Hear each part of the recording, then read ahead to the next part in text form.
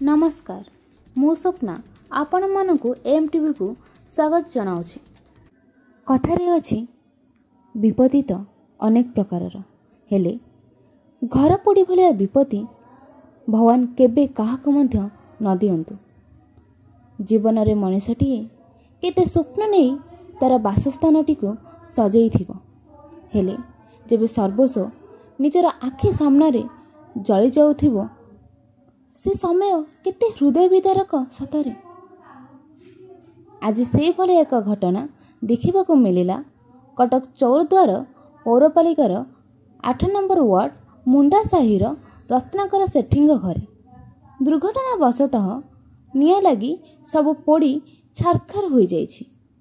एही खबर मारुति सेना राज्य सभापति पप्पू दलबेहरा को मिलवा परे से संगठन सदस्यों सहित आलोचना कले।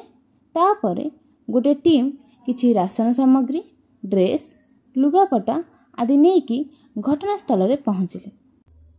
एही सेवा कार्यक्रम को परिचालना करथिले ज्योति साहू राजू साहू प्रदीप महापात्र पूर्ण विषोई पुष्पांजलि विश्वजित प्रमुख।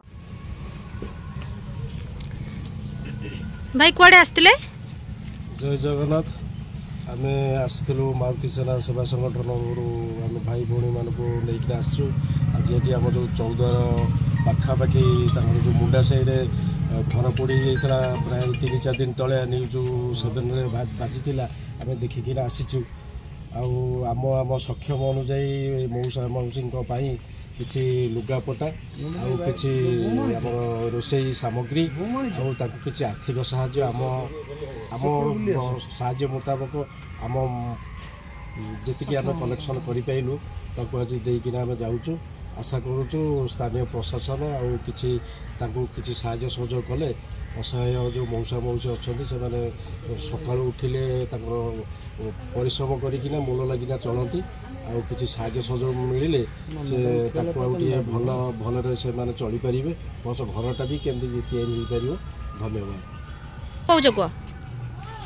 7 दिन तले माँ राति गोटाई घर निया नागला से कांड रिपोर्ट नागला आम तो समझ शोई जाइए जदि शोई जाइए सबू मो स्त्री उपर निया गलिकी पड़ा हेनी ऊपर निया पड़ा आम उठिक अनेगला घर जाऊ से कौन प्लानटा ठीक आम आवा क्या देखिनु जे मैं जीवन भर केमती छुआ को धरी बाहर के पड़े किसी